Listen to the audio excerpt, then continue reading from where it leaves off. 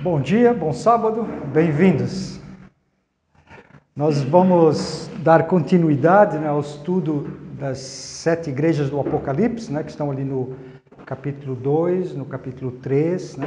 Como nós já vimos com o professor Osman, a história das igrejas, elas se aplicam em 2 eras distintas. A primeira, durante ainda a vida de João, foi cartas escritas diretas para as igrejas. E ela também tem uma conotação profética, que nos leva a eras que vêm depois. Então, nós vamos começar ali com, só dar uma revisão rapidazinha, aonde nós estamos situados. Tá? Então, você vê ali aquelas igrejinhas com as estrelas. Tá? Então, nós temos ali as igrejinhas, esta é a área que nós estamos falando. Foi para aquela área. Ela pode parecer grande, mas na realidade acho que a igreja que está mais longe uma da outra é cerca de 67 quilômetros. Tá? É a maior distância que temos ali. Mas vocês conhecem bem isso. Quando nós já falamos desse local aqui, quando foi daquela viagem de Paulo, que nós falamos dos sábados de Colossenses, tanto que a igreja de Colosso está ali, olha, Colosso bem juntinho, Deixa eu dar uma ampliada ali, vocês já ouviram falar de Psídia, lembra da Antioquia, da Psídia e a outra Antioquia, nós falamos sobre isso, Mas agora mais focado nas igrejas, Ok, ampliação ali, isso é o mapa daquelas igrejas. Era uma estrada muito importante naquela era uma estrada que unia o Ocidente com o Oriente, a Europa com a Ásia Menor, e por ali era feito todo o comércio. Então, essas cidades eram muito, muito importantes naquela época. Tá? Ali passava, então, essa estrada importante que tinha naquela época, e que os romanos protegiam. Muitas dessas cidades foram fundadas lá, nos primórdios, mas elas estavam quase que desaparecendo, desabitadas, mas os romanos, eles ressuscitaram essas cidades, porque eles começaram a fazer, a usá-las para acampar as suas tropas. Então, o pelotão de cavalaria estava numa cidade, o pelotão dos arqueiros, como eles eram muitos, estava noutra cidade. Eles não podiam ter todo mundo numa cidade só, não teria suprimentos suficientes para todos. Então, eles iam se acumulando por ali. E ali ficou, então, muito importante essa área. Tá? Então, vamos lá. Nós falamos já de Éfeso, na última lição. Vocês lembram? O nosso professor Osman falou bastante de Éfeso. Nós temos ali a carta de Éfeso. Este controlzinho está passando demais, Vamos lá.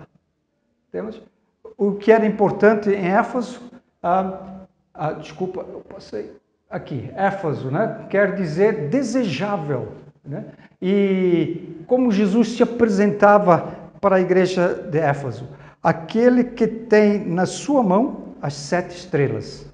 E o período, o ano 30, o período profético, porque nós já, como dissemos, elas se referem a 2 períodos. O período em que João estava ainda vivo e o período profético. O período profético vai do ano 31 ao ano 100 AD, Anos Dominico. Eu prefiro a versão antiga, DC, depois de Cristo, do que isso. Ok? A exortação que é feita por Jesus: arrepende-te e pratica as primeiras obras. E a promessa ao vencedor: dar-te-ei comer da árvore da vida. Então, essa é a igreja de Éfeso. A próxima igreja que nós temos é Esmirna. Tá? A igreja de Esmirna também vimos ali com o professor Osman.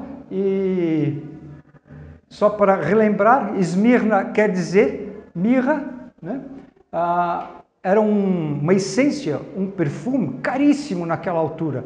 Hoje seria, sei lá, um Chanel, alguma coisa assim, É muito, muito cara, Quem entrasse com aquele perfume, A senhora que entrasse na sala com aquele perfume, uau, Está usando mirra, Mirra. Como Jesus se apresentava, aquele que tem na sua mão as 7 estrelas, E o período, o ano 100, período profético, do ano 100 ao ano 303 depois de Cristo, e a exortação: ser fiel até a morte e dar-te-ei a coroa da vida.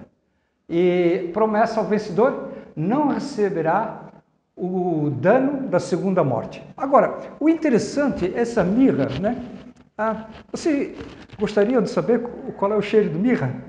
Eu tive a curiosidade, numa das minhas viagens que eu fiz, eu peguei e comprei um frasquinho de mirra, tá?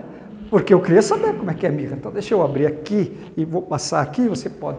Ok, essa era a igreja, então, de Esmirna, né? Onde produziam, essa cidade aí produzia, então, essa essência, né?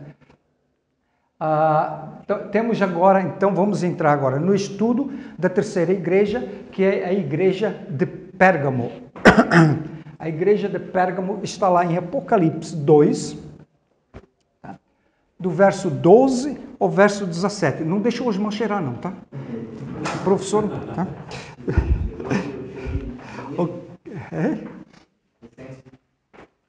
Ok. Terceira carta, a igreja de Pérgamo, como nós disse, como vamos ver agora, né? E ao anjo da igreja que está em Pérgamo, escreve: isto diz aquele que tem a espada aguda de 2 fios. Conheço as tuas obras e onde habitas, que é onde está o trono de Satanás. Que lugar legal, né? Onde está o trono de Satanás. E retens o meu nome e não negaste a minha fé. Ainda nos dias de Antipas, minha fiel testemunha, o qual foi morto entre vós, onde Satanás habita. Quer dizer, havia um punhado de pessoas ali que, mesmo sendo um local terrível, eles mantinham a fé no Deus verdadeiro. Mas algumas coisas tenho contra ti, porque tens lá os que seguem a doutrina de Balaão, o qual ensinava Balaque a lançar tropeços diante dos filhos de Israel, para que comessem dos sacrifícios da idolatria e fornicassem.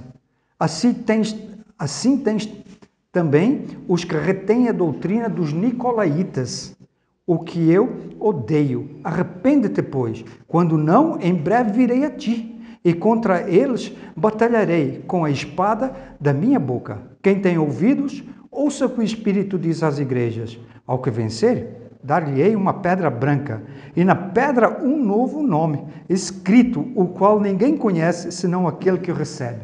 Gente, uma das minhas esperanças é um dia receber essa pedrinha branca com o meu novo nome. O que eu quero fazer, a primeira coisa que eu quero fazer é correr para minha esposa para trocarmos os nomes, para ver, olha, qual é o teu, deixa eu ver o meu, e depois apresentar o meu novo nome para a minha família. Já não é pequena, tenho 4 filhos, então já tem muita gente para quem apresentar, né? O meu novo nome. Se você quer estudar a fundo essas profecias, esses 2 livros, eu recomendo este, Uma Nova Era segundo as Profecias de Daniel. Esse livro é fantástico, muito bom. Você tem, né? Muito bom. E o outro, Uma Nova Era segundo as Profecias do Apocalipse. Esse livro é muito bom, pois se vocês quiserem tirar fotos da capa para procurar, não sei se ainda estão em produção, mas acho que você consegue aí nos sebos da vida, vai conseguir, tá? Então, nós temos aí a carta que foi escrita, então, à igreja de Pérgamo. A igreja de Pérgamo. E o que é que nós temos de resumo dessa carta? Pérgamo, que quer dizer o que? Exaltação, tá? E como Jesus apresentava-se a essa igreja de Pérgamo, né? Aquele que tem a espada aguda de 2 fios. E qual era o período, né, em que engloba essa parte profética dessa igreja? O ano 323 ao ano 538 DC, depois de Cristo, né?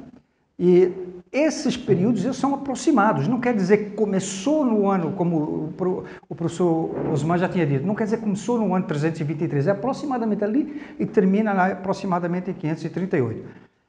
E a exortação, arrepende-te. E as promessas aos vencedores, darei de comer do maná escondido e dar-te-ei uma pedra branca, um novo nome. Essas são as promessas feitas. Vamos lá, então, ver um pouquinho mais sobre essa igreja. O estudo que eu tenho a parte histórica da cidade e depois eu vou para a parte profética. Então, nós temos as primeiras informações, são históricas, né? E depois, então, para a parte profética, tá bom? Então, na parte histórica, Pérgamo, obviamente, estava na província da Ásia, né? E era um centro de cultura imperial, para toda aquela região.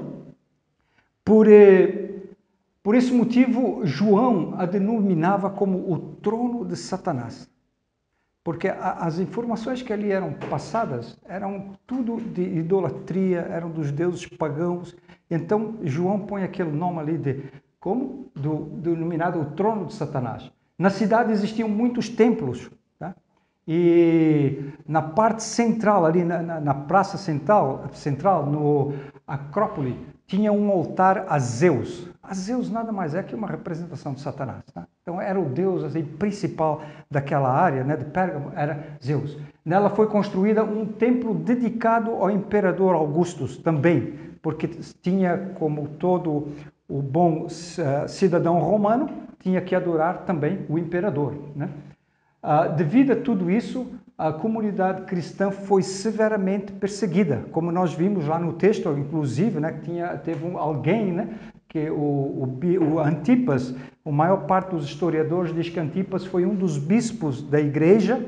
Lembra que nós estamos aqui passando pela história da igreja cristã, né, com a denominação que vem lá de trás da igreja católica apostólica romana, né? Então nós estamos passando pela história da igreja desde da base da igreja pura aos estudos, pura a Bíblia, né, a palavra, e como ela vem se desvirtuando, né, pela história. Tá?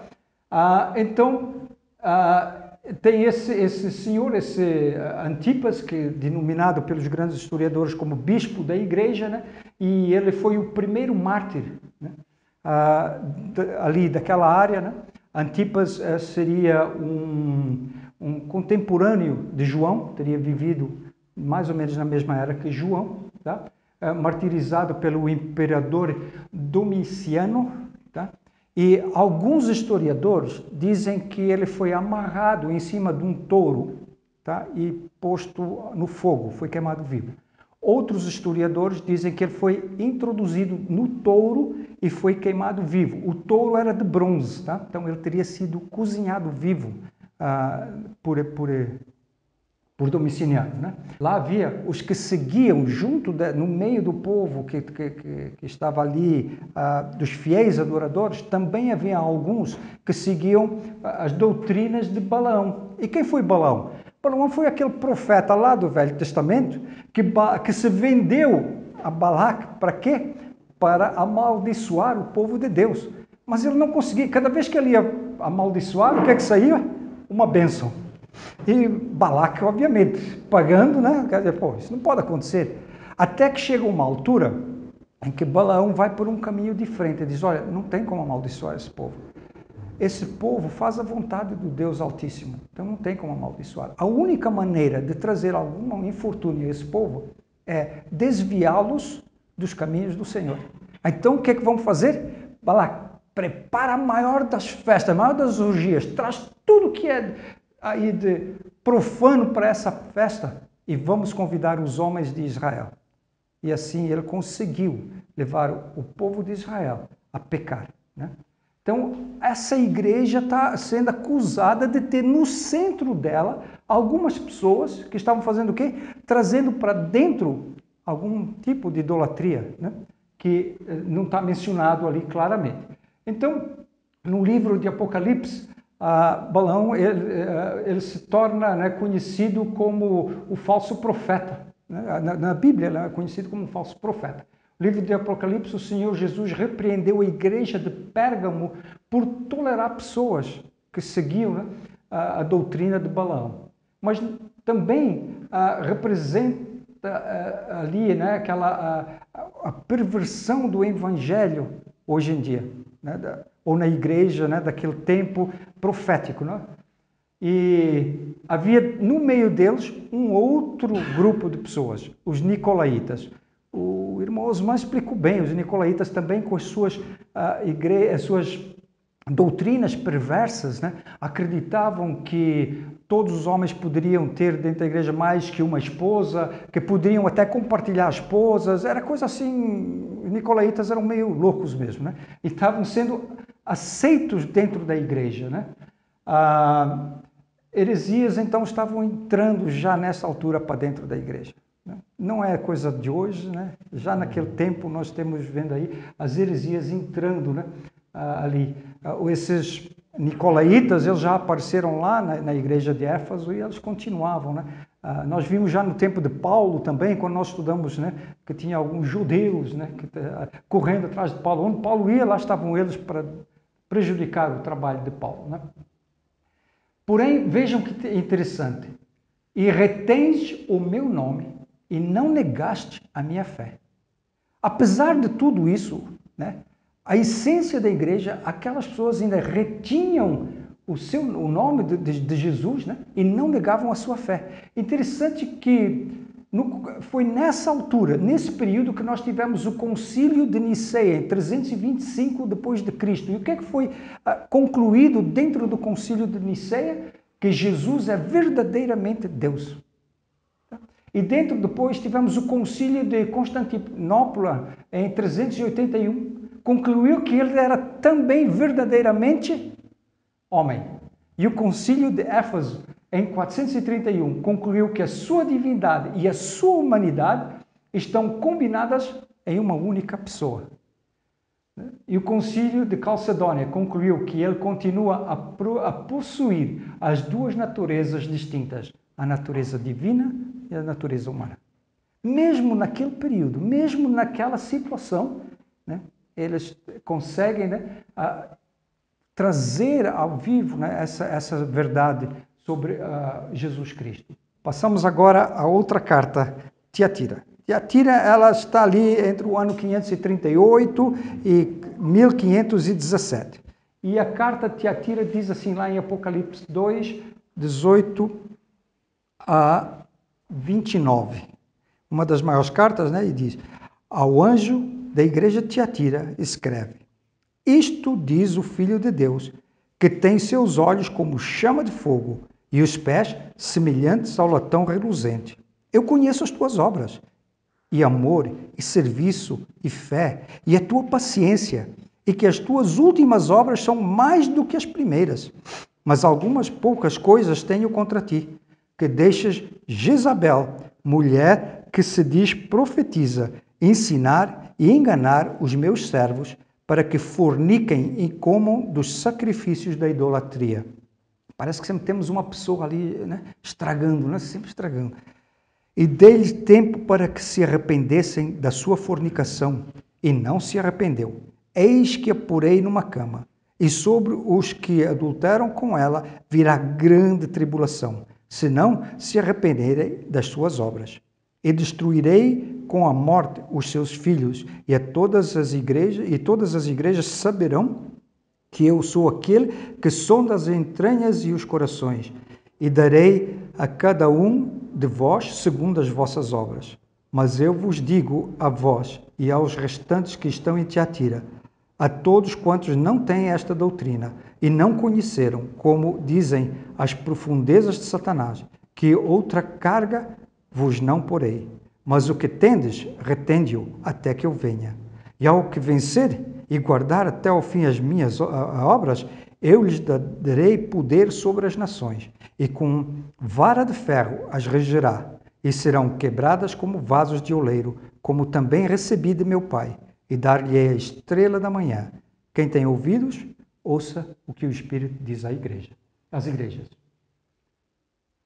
Pena que ali cortou. Bom, então, a igreja de Tiatira, que quer dizer cheiro suave, parece até aquele perfuminho, né? Tá por aí. Então, atualmente essa cidade tem como nome Akhisar, significa Castelo Branco.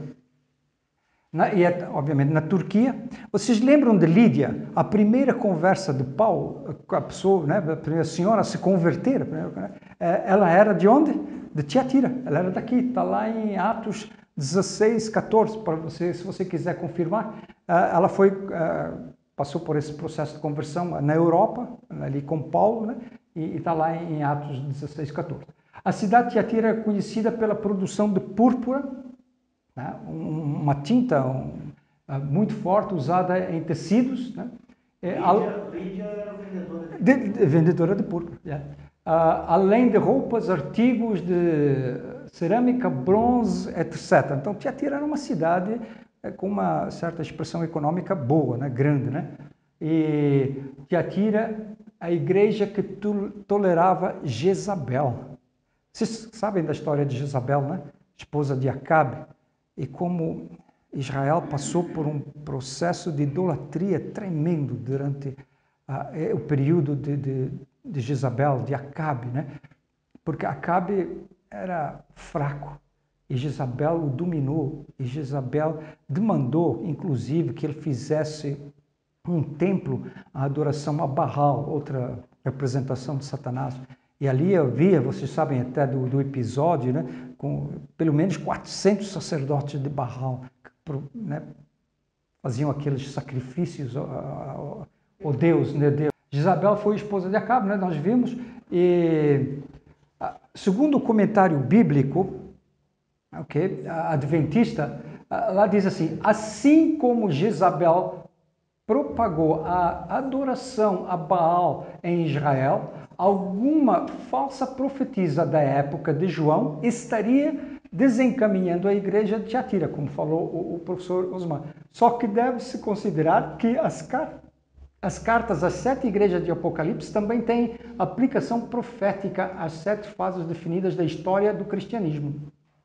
Quando aplicada ao período de Tiatira na história cristã, a figura de Jezabel representa o poder que causou a grande apostasia medieval, tá? Conforme já tinha explicado o professor Osman. A púrpura, né? Muito usado pela igreja, né? São várias as cores.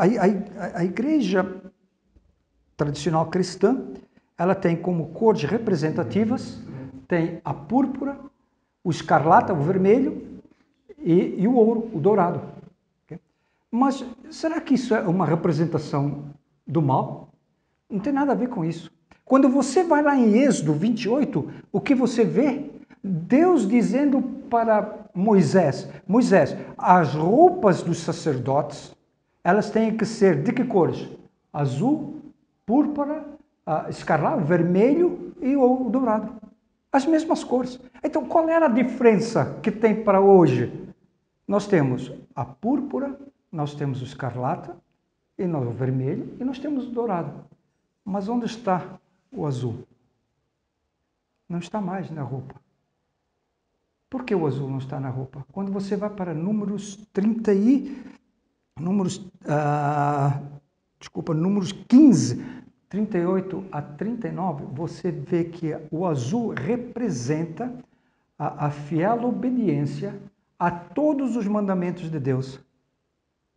Então, quando você olha como isso se reflete na igreja, né? Você vai hoje no catequismo e os mandamentos não são mais os puros mandamentos que Deus deu. Um deles foi abolido, o outro dividido em 2 e assim por diante, né?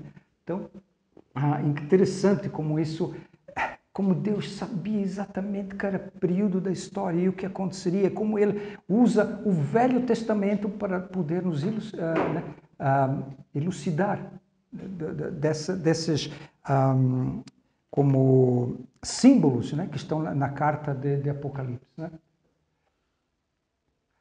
Apesar da degradação da igreja, Jesus acha algo de bom nela. Eu conheço as tuas obras, o teu amor e o teu serviço e a tua fé e a tua paciência, e que as tuas últimas obras são mais do que as primeiras. Apesar de tudo isso de ruim, tinha algo de muito bom naquela igreja. Até Lutero teve que se render. E ele diz então que, olha, os hospitais são fantásticos, as enfermeiras são muito diligentes, magníficos edifícios, leitos extremamente limpos, e os médicos são os melhores que tem da época. Fora isso, eles tinham grandes orfanatos, cuidavam das pessoas, dos órfãos, né? Escolas, missões que a igreja mantinha, mas e dei-lhe tempo para que se arrependesse, da sua fornicação, e não se arrependeu. Eis que a porei numa cama, e sobre os que adulteram com ela virá grande tribulação, se não se arrependerem das suas obras, e ferirei de morte a seus filhos. Exatamente nesse período dessa igreja é quando nós temos a maior fome da Idade Média. Foi durante o período dessa igreja que nós tivemos a peste negra. Foi durante o período dessa igreja que nós tivemos a Guerra dos 100 Anos entre a Inglaterra e a França. E é também durante o período dessa igreja que se descobre a pólvora, mas não para uma coisa boa. Foi descoberta para ser usado em equipamentos bélicos, né? Para matar. A Guerra dos 30 Anos também foi durante o período dessa igreja. E morreram, dizem os historiadores, que morreram nesse período mais de 10 milhões de pessoas na Europa. Né? Então, a palavra de Deus se cumprindo, se não se arrepender, eu trarei sobre vocês, okay? a morte, né? E a tribulação, a grande tribulação. Então, nós vamos nos referir então agora à igreja de Sardes, né? A quinta igreja lá do Apocalipse, né? Mencionada em Apocalipse. E a carta à igreja de Sardes, ela está relatada ali em Apocalipse 3, de 1 a 6. E na minha versão está assim: e ao anjo da igreja, que está em Sardes, escreve: isto diz o que tem os 7 Espíritos de Deus e as 7 estrelas. Conheço as tuas obras e que tens nome de que vives e estás morto. Você, parece que às vezes a gente também passa por uma dessas, né? Está vivo, mas está... Sê vigilante e confirma os restantes que estão para morrer, porque não achei as tuas obras perfeitas diante de Deus. Lembra-te, pois, do que tens recebido e ouvido, e guarda-o, e arrepende-te, e se não vigiares, virei sobre ti como um ladrão. Interessante isso, virei sobre ti como um ladrão, como uma surpresa, né? E não saberás a que horas sobre ti virei. Mas também tens em Sardes algumas poucas pessoas que não contaminaram suas vestes, e comigo andarão vestidas de branco, porquanto são dignas disso. O que vencer será vestido de vestes brancas, e de maneira nenhuma riscarei o seu nome do livro da vida, e confessarei o seu nome diante de meu Pai e diante dos seus anjos. Quem tem ouvidos, ouça o que o Espírito diz às igrejas. Vamos ver então um resuminho do que se passa com essa igreja. Sardes, canto de alegria, é o significado desse nome. Como Jesus é apresentado, né, à igreja de Sardes, o que tem os 7 Espíritos de Deus e as 7 estrelas, a onipresença, a onipotência de Deus. O período, 1517 a 1798 depois de Cristo. Vocês notaram que eu já pus em negrito essa data. Porque a data de 1798 é uma das datas mais importantes dentro da história do cristianismo. Tá? Nós vamos estudar isso depois lá em Apocalipse 13. Apocalipse 13, né? Ele te dá essa data codificada lá, tá? Tá? Em Daniel também. Em Daniel. Nós vamos ver isso agora, tá? Sim. Ser vigilante e confirma os restantes. É a exortação que Jesus faz à igreja. E a promessa ao vencedor: será vestido de vestes brancas, não riscarei o seu nome do livro da vida. Nos primórdios foi governada por um rei muito rico, André. O rei tinha dinheiro a rodo, era demais. E sabe o que ele fez? Ele foi lá na cidade de Sardes, ele escolheu uma colina e ele construiu um castelo que era impenetrável. Os muros eram muito, muito largos, as portas eram muito grandes e ninguém conseguia quebrar aquele lugar. Ciro foi o primeiro rei, lá dos persas, que tentou conquistar a cidade. E Ciro cercou a cidade, André, mas eles não conseguiam penetrar a cidade, era impenetrável. Aquela cidade era impenetrável. E Ciro criou o dinheiro que estava lá dentro. Ciro criou o ouro, os diamantes, tudo que era de bom que estava lá dentro. Não dava como. E um dia, uma noite, na realidade, os soldados estavam acampados ali à volta da cidade, eles cercaram a cidade e eles faziam aquelas fogueiras para ver o que estava acontecendo nos muros da cidade. E um soldado sentado lá na fogueira, André, ele começou a olhar para um outro soldado que estava lá no topo do muro. E ele viu que o soldado chegou assim na beira daquela muralha, olhou para baixo para ver alguma coisa. E nisso que ele olhou para baixo, sabe o que aconteceu? O capacete dele caiu. E o soldado que estava lá na fogueira, tomando conta, quando viu aquilo, ficou olhando para ver o que aquele soldado ia fazer. E ele viu que o soldado correu da muralha. E ele ficou esperando. E nisso ele vê uma portinha escondida abrir.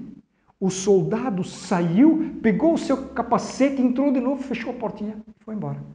O que é que o soldado fez? Correu para Ciro e disse: Ciro, aconteceu isso, isso, isso, isso. Está na história, tá?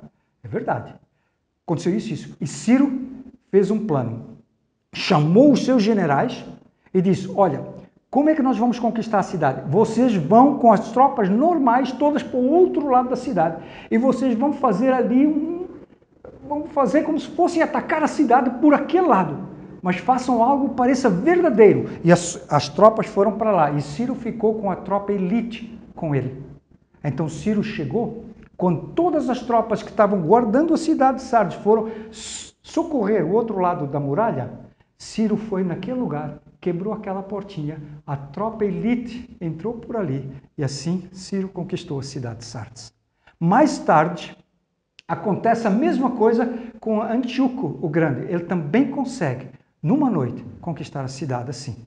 Então, vocês veem como Jesus adverte. Cuidado, porque se vocês não tiverem cuidado, eu virei como um ladrão de noite. Então, quando Jesus falava isso, aquele povo sabia muito bem do que se tratava, porque eles tinham ouvido falar das histórias antepassadas da cidade de Sardes, tá? E o Alexandre o Grande depois vem a refundar aquela cidade, né, como serventia aos seus soldados, já ali no Império Grego, né? Eles adoravam Artemis, o deus da caça, o deus da selva, dos bosques e fertilidade. Vocês vão ver que esse deus acabou estragando muito o povo de Deus. Se você for lá em Reis 17... capítulo 17, verso 16, 17, você vê a idolatria que esse Deus trazia quando era adorado. Com outros nomes. Lá em Reis está só como o Deus do bosque, né? A idolatria que era usada na sua adoração. E no ano 133 a.C., né, foi conquistada pelos romanos. Até ali era o Império Pérgamo, que reinava ali até então, né?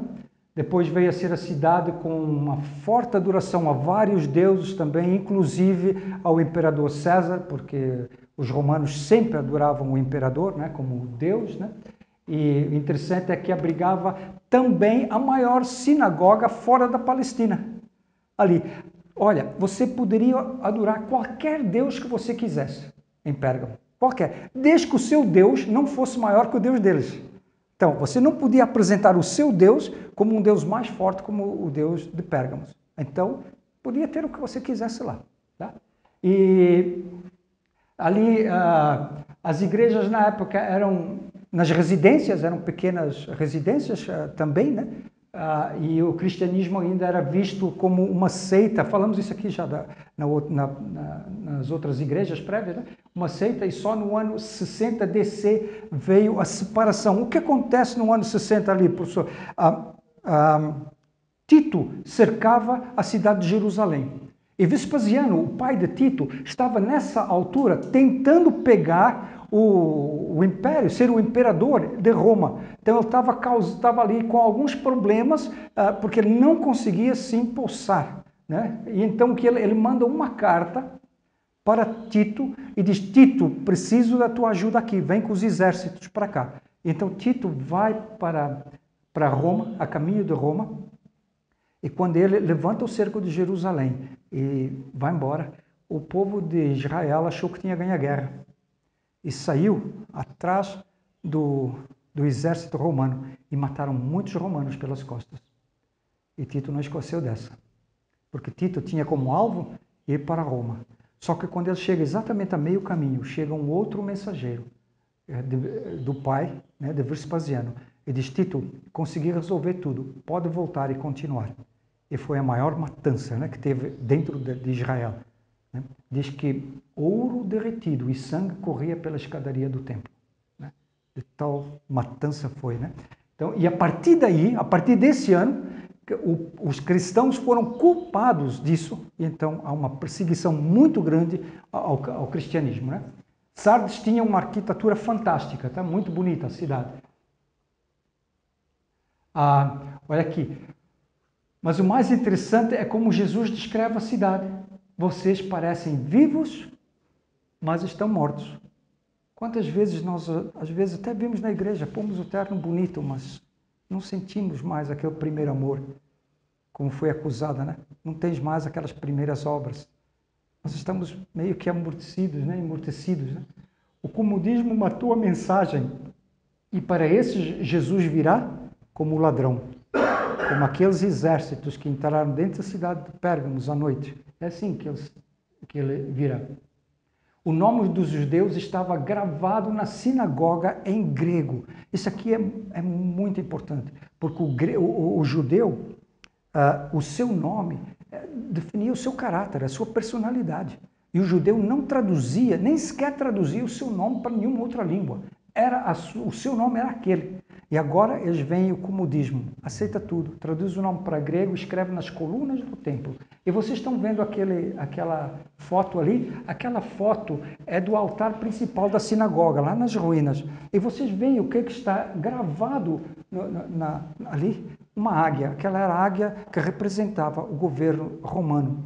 Então, dentro da sinagoga, eles tinham uma representação do povo que eles mais odiavam. Né? Da cultura que eles mais odiavam, que eram os romanos. E mais, eles tinham também os leões, né? Representando o Império de Roma dentro da sinagoga. O que é que isso foi? Acomodação com as coisas do mundo dentro da igreja. O mesmo acontece no período de 1565 a 1740, com a igreja protestante, naquele tempo o luteranismo, né? A acomodação. O comodismo matou a mensagem. Entrou o formalismo, entrou a frieza, entrou a estagnação e, por fim, o iluminismo, que nasceu ali na França. Né? Mas também tens em Sardes algumas poucas pessoas que não contaminaram as suas vestes e comigo andarão de branco, por quanto são dignas disso. Apocalipse 3, 4. E Dorothy Trask, esposa do pastor Trask, na Inglaterra, foi condenada a 25 anos de cadeia por guardar o sábado. O casal foi condenado a 25 anos de cadeia por guardar o sábado. Ele era pastor e Dorothy Trask acabou morrendo em 1640, na cadeia. Porém, o seu esposo, infelizmente, não aguentou. E ao fim do primeiro ano, ele desiste e se entrega. Então, ele é solto. Ele volta a ser pastor e nunca mais voltou a ter a doutrina pura. Né? Mas a sua esposa, não. Ela sofreu 25 anos na cadeia e morreu lá, por guardar o sábado. A igreja de Filadélfia. A carta de Filadélfia, ela está em Apocalipse 3, 7 a 13. E ela diz assim: E ao anjo da igreja que está em Filadélfia, escreve: Isto diz o que é santo, o que é verdadeiro, o que tem a chave de Davi, o que abre e ninguém fecha, e fecha e ninguém abre. Conheço as tuas obras. Eis que diante de ti pus uma porta aberta. Marca essa expressão. Diante de ti pus uma porta aberta. E ninguém pode fechar. Porque, tendo pouco força, guardaste a minha palavra e não negaste o meu nome. Eis que eu farei aos da sinagoga de Satanás, aos que se dizem judeus e não são, mas mentem. Eis que eu farei que venham e adorem prostrados a teus pés e saibam que eu te amo. Como guardaste a palavra da minha paciência, também eu te guardarei da hora da tentação, que há de vir sobre todo o mundo, para tentar os que habitam na terra. Eis que venho sem demora. Guarda o que tens, para que ninguém tome a tua coroa. Ao que vencer, eu o farei coluna no templo do meu Deus, e dele nunca sairá. Escreverei sobre ele o nome do meu Deus e o nome da cidade do meu Deus, a Nova Jerusalém, que desce do céu, e do meu Deus, e também do meu novo nome. Quem tem ouvidos, ouça o que o Espírito diz às igrejas. A igreja Filadélfia, amor fraternal. Como Jesus se apresenta à igreja? O que é santo, o que é verdadeiro, o que tem a chave de Davi. E o período, de novo em negrito, tá? 1798. Eu já disse que essa data é muito importante e nós vamos voltar a falar dela em Apocalipse 13, tá? Com mais detalhes. E vai até 1844. Puxa, que data, né, professor? Essas são as duas datas mais importantes, né, dentro da história do cristianismo, né? AD. Também vamos estudar isso, né, depois de Cristo, AD. Exortação: guarda o que tens para que ninguém tome a tua coroa. Promessas: ao vencedor eu farei coluna no templo do meu Deus. A igreja de Filadélfia, obviamente, ficava na cidade de Filadélfia, né, e na província romana da Ásia Menor. A cidade de Filadélfia era o centro importante de difusão da cultura grega. Os romanos adotaram aquela cultura, aquela adoração daqueles deuses pagãos, né, da cultura grega, eles adotam isso, né? E ela estava ali entre o lado ocidental e o lado oriental, juntando ali as duas, naquela estrada principal, ali se localizava, né, no Império Romano. Era também um local, ainda é, obviamente que ainda é, um local de uma movimentação sísmica muito grande. Ali tem muitos terremotos. Nós vemos muitos ainda relatos de terremoto na Turquia. Quase todos são aqui perto de Filadélfia. Filadélfia, no ano 17 depois de Cristo, foi quase que arrasada por um grande terremoto ali. Tá? Mas ela vem se reconstruindo porque ela é uma igreja, é uma cidade com um potencial econômico muito grande, né? Então ela sempre se reergue. Esta igreja é conhecida por seu exemplo de fidelidade ao Senhor e compromisso com a verdade do Evangelho. Olha o que Cristo diz: conheço as tuas obras. Eis que tenho posto diante de ti uma porta aberta. Marquei isso, né? Uma porta aberta, a qual ninguém pode fechar. Que tens pouca força, entretanto guardaste a minha palavra e não negaste o meu nome. É a igreja pequena em número, tinha pouca força, mas as obras delas eram grandes, que chegaram até onde? Até o Senhor. A cidade de Filadélfia ficava às margens de uma importante rota, né, comercial, como a gente já explicou logo naqueles primeiros slides, né, que era por ali que se fazia toda a comercialização entre o Ocidente e o Oriente. Então todos os grandes empresários, todos os compradores e vendedores passavam por aquela cidade. Então ela se torna um centro de evangelismo muito grande, porque ali se fala a essas pessoas e essas pessoas convertidas vão para as suas cidades e elas continuam como um bom missionário, né, falando do que ouviram lá, né? A igreja de Filadélfia é pequena e insignificante aos olhos dos homens, mas era grande aos olhos do Senhor. Olha, esta era interessante, né? O despertamento evangélico. Grandes nomes surgem dentro desta era ali. Aparece John Wesley, Carlos Wesley, que é o Charles Wesley. Foi ele que escreveu vários dos hinos, inclusive hinos que temos hoje no nosso cenário. A glória ao rei que nos nasceu. George Whitefield, William Carey, Robert Raikes, fundou a primeira escola dominical para a juventude. Hoje temos a escola sabatina, né, vindo daí. George Miller, William Wilberforce, e foi nesse período que foi criada a primeira sociedade bíblica na Inglaterra, né? Foi lá a Sociedade Bíblica Britânica e Estrangeira. E dali seguiram-se várias outras sociedades, tanto no norte da América quanto na Europa, e aí começa-se a produzir. Foi inventado também a prensa, né, a impressora, né, a prensa, e aí começa-se a produzir em massa Bíblias para o povo, né, traduzidas já na linguagem do povo. Muitos vieram a falecer durante esse período por causa de traduzirem a Bíblia para a linguagem do povo. É chegado o tempo do fim. E que promessa tínhamos para esse tempo? Daniel 12:4. Alguém pode ver aí Daniel 12:4? Daniel, será que eu tenho aqui rapidinho? Daniel, não queria desmarcar ali. Bom. Quem achar pode ler. E tu, Daniel, encerra estas palavras e sela este livro até o tempo do fim.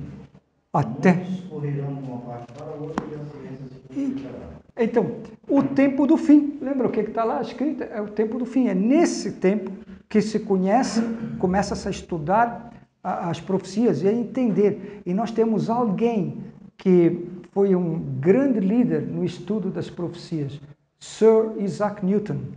Conhecem? O grande físico, né? Sir Isaac Newton.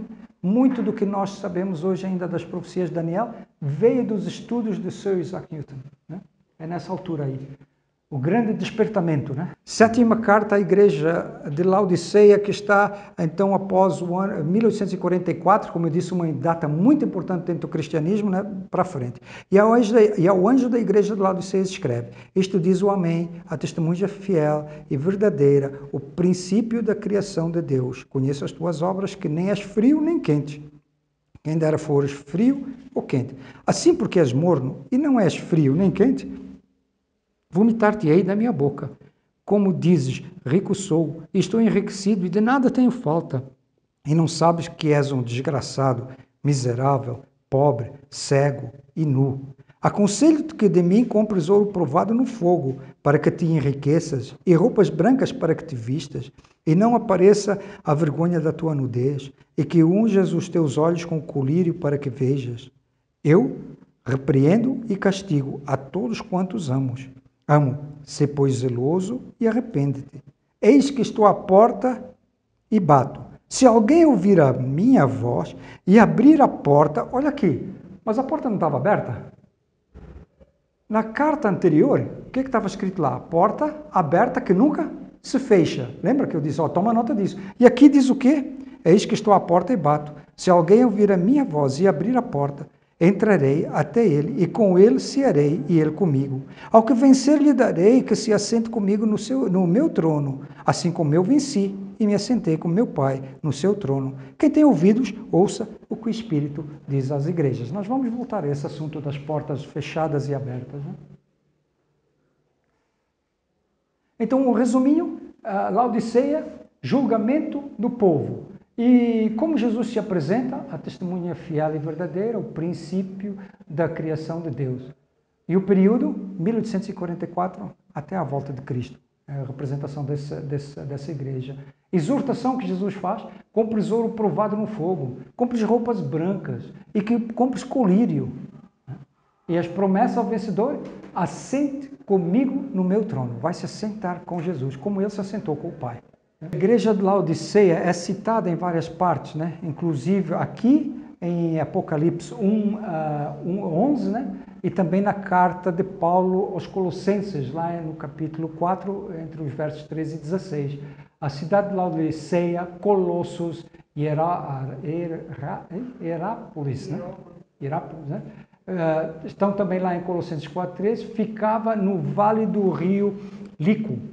Foi conhecida como um centro bancário. Muito dinheiro naquela cidade, sempre teve muito dinheiro. Laodiceia situava-se no local da cidade moderna de Denizli, Turquia, no cruzamento entre aquelas estradas que eu venho mencionando sempre, né? Aquela estrada que une o Ocidente ao Oriente, né? Era ali que ela ficava. Antigamente, a água da cidade, ela vinha por aquedutos, ela vinha do sul da cidade para ali, ela era extraída ali de umas termas, né? E ela era conduzida para a cidade. E vindo por aqueles canais, né, ela ia perdendo a sua temperatura e chegava à cidade, era uma água morna. Mas dizem que ela também não era uma água potável. E diz que quem bebia daquela água acabava ficando com náusea e muitas vezes vinha mesmo a vomitar, né? Interessante que Jesus diz: como não és nem frio nem quente, vomitar-te-ei da minha boca, né? A cidade tinha essa característica, né? E a região produzia uma lã preta, né? E um tipo de colírio para os olhos, que compres de mim roupas limpas e colírio para os olhos. Uma mudança radical acontece aqui da última igreja para esta. Jesus anuncia a sua breve volta para Filadélfia, mas Laodiceia não está preocupada com isso. Que pena, que desastre anunciado. Enquanto Jesus diz para Laodiceia: estou voltando muito em breve para Filadélfia. Para Laodiceia isso não tem nada, não quer dizer nada. Quer dizer, nós passamos já o tempo e a igreja parece que não se preocupa com isso, né? Na carta à igreja de Laodiceia, Jesus não citou nenhuma doutrina errada, nenhuma idolatria dentro da igreja, nenhum pecado de imoralidade. Ele não condenou a igreja por práticas idólatras. Esta igreja que se achava, né, rica e forte, foi criticada pelo seu orgulho e a sua autossuficiência. Exaltou-se ao invés de se humilhar diante do Senhor dos Senhores. Indiferença, comodismo, tolerância com o mundo. Filadélfia tem uma porta aberta, mas Laodiceia, a porta está fechada. Como pode ser? No céu, nós temos uma porta aberta. A qualquer momento que você decidir que está na hora de voltar para Deus, a porta está aberta. Sabe, é como, imagina no escritório o seu chefe. A qualquer momento que você chegar lá, a porta está aberta e ele te diz, pode entrar, vem. Assim é Jesus. A qualquer momento que você se arrepender, que você voltar para Ele, Ele está com a porta aberta, de braços abertos para te receber. Porém, algo você tem que fazer. E é por isso que em Laodiceia a porta está fechada, mas a porta que está fechada não é a porta do céu, não é a porta que leva a Jesus Cristo. A porta que está fechada é a porta do seu coração, do meu coração. Essa é a porta que está fechada. Essa é a porta que nós temos que abrir, porque quando nós abrimos, o que é que Ele faz? Ele entra e diz o quê? E vai cear conosco, e vai fazer festa, porque Jesus é festeiro. Jesus gosta de alegria, Jesus gosta disso. Então, se você abrir a porta do seu coração, Ele vai entrar. Ele vai entrar. Olha, a porta do céu está escancarada para mim e para você a todo tempo. Não nega essa oportunidade. A gente não sabe quanto tempo mais nós temos. E essa oportunidade de ter uma porta aberta não pode ser desperdiçada. Não feche a porta do seu coração quando Jesus estiver batendo. Hoje parece que nós vamos ter até alguém entregando o seu coração a Cristo ali, pelas águas do batismo. Quem sabe mais cedo ou mais tarde você, se ainda não foi batizado, você queira seguir o exemplo de Cristo e ser mergulhado nas águas como Ele foi, batizado pelo batismo de imersão. Né? Então, o convite está feito para você. O convite está feito para mim. Não podemos negar essa porta aberta. Sabe uma coisa? Jesus é amor, Jesus é misericordioso, Ele é clemente, clementíssimo. Mas, porém, nós temos que ter uma certeza também em nosso coração, na nossa mente. Jesus também é justo. E um dia essa porta vai se fechar para nunca mais se abrir. Infelizmente, nós estudaremos isso mais à frente no Apocalipse. Não perca essa oportunidade enquanto a porta está aberta. É nesse período que novas crenças, novas ideologias entram dentro da igreja. A teoria do evolucionismo aparece. Forte, né? É uma teoria. Eu pus com letra maiúscula. Porque eles dizem que o criacionismo é uma teoria. Então, se não conseguem provar o evolucionismo, ele nada passa de uma teoria. E ele não foi provado. Até hoje não tem nada que prove que o evolucionismo é correto. Então, ela é nada mais que uma teoria. Então, você tem que escolher. Ou você crê que você veio do Jardim do Éden, ou você crê que você vem do Jardim Zoológico. A escolha é sua. A escolha é sua. Tá? O espiritismo moderno entra também em foco. Uma divisão profunda entre a igreja metodista e a igreja batista por causa da escravatura. Ali criou uma divisão muito grande entre o cristianismo nos Estados Unidos. Tá? Hostilidade em relação ao sábado. E continua. E nós vemos que estamos indo para uma lei dominical, muito em breve teremos ido para uma lei dominical. Ela vem com os nomes bonitos, para podermos ter tempo com a família, para a proteção do meio ambiente.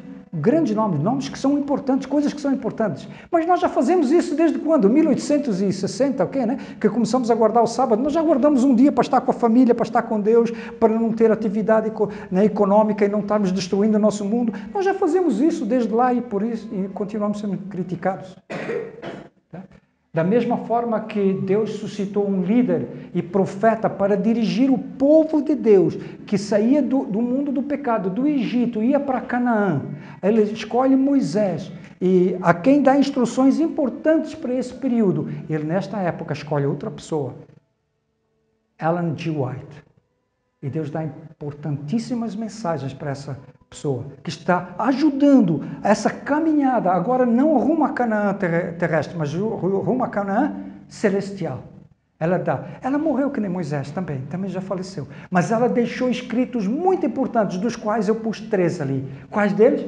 A Bíblia. E a Bíblia só é o nosso guia. Segundo, as 3 mensagens angélicas que nós vamos estudar, né, em Apocalipse 14, precisam ser a prioridade da pregação da igreja. E terceiro, os 8 remédios naturais. Para termos uma vida saudável, para termos o nosso sistema imunológico mais forte, deveríamos seguir os conselhos dessa senhora, escritos em 1800 e ela faleceu em 1915, né? 16, 15 ou 16? 15. Ela faleceu, e ela já dizia, não fume, porque se você fumar, você terá problemas de garganta. Não coma carnes muito gordurosas, inclusive, em especial, a carne de porco, que traz doenças. Naquele tempo, senhores, ela não tinha mais que o primário. Como ela sabia disso? Só Deus revelando para ela. Só Deus, né? Então, esse é acho que é o último slide que eu tenho. Depois eu só fiz uma compilação de todos, o resumo, né? Sobre esse estudo. E eu agradeço muito, Osman, por me incumbir, por mandar que eu fizesse esse estudo. Na realidade, ele mandou que eu fizesse esse estudo. Eu não queria fazer esse estudo, né? Eu não tinha base suficiente para fazer esse estudo, mas essa me deu a oportunidade de estudar bastante sobre esse assunto, né? E para poder compartilhar com vocês. Então, aprendi muito com o que eu estudei. Espero que eu tenha conseguido passar um pouquinho. Mas, olha, é muita informação. Como eu vos disse, se você quiser saber mais a fundo, tem 2 livros fantásticos. Esses 2 aqui são muito, muito bons. O professor também usa eles, né, em vários... Muito obrigado, Osman, por essa oportunidade. O João, então, ele recebeu a visão de Deus para escrever 7 cartas a 7 igrejas que existiam na época, tá certo? Foram endereçadas para essas 7 igrejas. Só que essas cartas, como nós vimos aqui pelo estudo, né, desses últimos sábados, elas tinham uma aplicação futura, não só para aquelas igrejas, mas também para as eras futuras, para a experiência do povo de Deus em todas as eras até a volta de Cristo. De forma que cada carta cobre um certo período de tempo, né? Aqui foi citado os tempos de cada carta, e como nós vimos aqui, ela foi se estendendo até a última carta, que cobre o período da nossa era que nós estamos vivendo. Então, a mensagem que tinha, por exemplo, para a igreja de Laodiceia, que é a última carta, ela se estendia para nós nos nossos dias, né? Então, a mensagem era para aquela igreja e também para nós, dos nossos dias. E então, a gente pode tirar dessas cartas lições para a nossa vida espiritual, né? Que, como o Fernando contou aqui rapidamente, porque o tempo nunca é suficiente para a gente entrar em detalhes, né? Deu essa visão de que estamos vivendo o período da última carta, a carta da igreja de Laodiceia. Muito bem. A partir de sábado, nós vamos entrar, talvez, na profecia mais emblemática do livro do Apocalipse, que é o capítulo 13 de Apocalipse.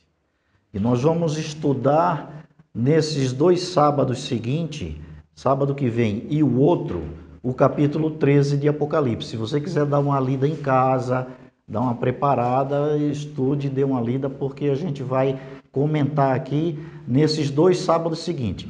Por que eu estou falando 2 sábados seguintes? Porque nós vamos encerrar a classe agora no período de fim de ano. O último sábado será dia 18, se eu não me engano é dia 18, né? Daqui a 2 sábados. Então, sábado que vem a gente começa o Apocalipse 13 e no dia 18 a gente tenta encerrar.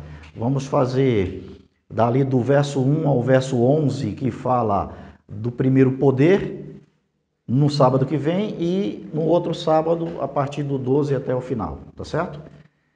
Então, você está convidado para vir e encerrar aqui o ano com a gente, estudando essas profecias, tá certo? Capítulo 13 de Apocalipse. Então, fique ligado, nós vamos dar uma parada no dia 18, é o último dia do nosso encontro aqui. Aí a gente dá uma paradinha por causa das festas e tal, muitos viajam, e a gente volta Um mês depois, ali pelo dia, eu não tenho calendário aí, mas dia 17 ou 18 de janeiro, tá certo? Aí a gente volta para continuar o ano todo aqui, tá certo?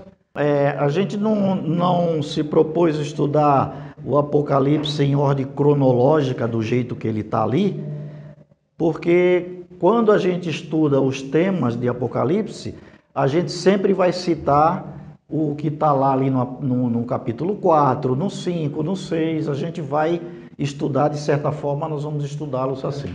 É que nós achamos assim mais interessante pegar os temas importantes do Apocalipse, como por exemplo o capítulo 13. O capítulo 13 tem tudo a ver conosco, nos nossos dias.